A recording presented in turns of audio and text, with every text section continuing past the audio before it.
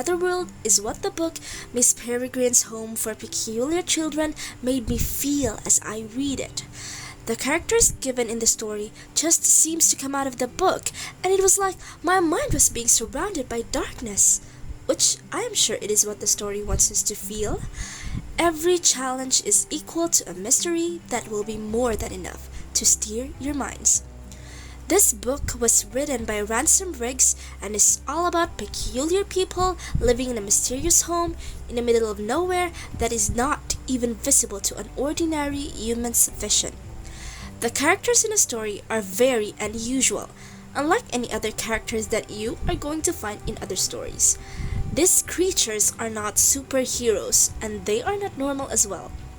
Each of them has imperfections that are beyond the description that a normal person considers. Their imperfections are what made them peculiar.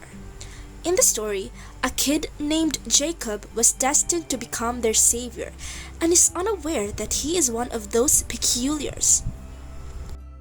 Their group consists of a kid who has a big hideous mouth at the back of her face.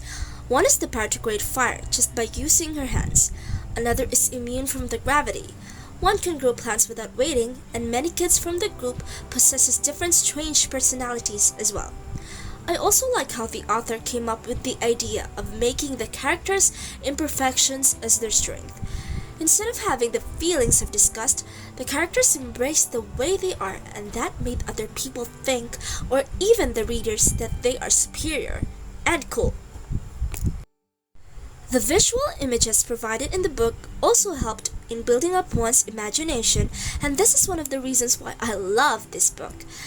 The images are realistic, and it was like the things or creatures found in the picture really do exist in real life.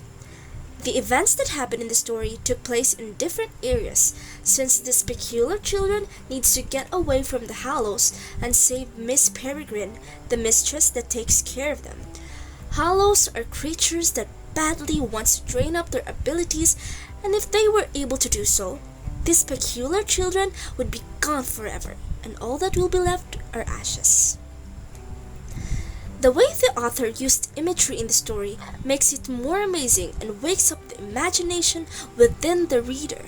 It emphasizes how the characters and the surroundings can be visioned as you read the story.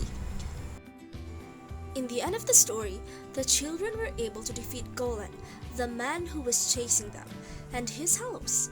Unfortunately, they were not able to bring Miss Peregrine back to her original human-like form, but this is understandable because there are yet a lot to happen in the next book, since this is a story formed in series. In the end, I can conclude that the movie's theme is about friendship and how every challenge can be conquered if unity is being applied. It just feels like a needle, which is the one causing those heavy feelings inside you, is being pulled out from you when you find everything turned out okay in the end after a non-stop climax in the story. I'm sure a lot of teens or people like my age or even beyond would love to read this story because it has so much things to offer.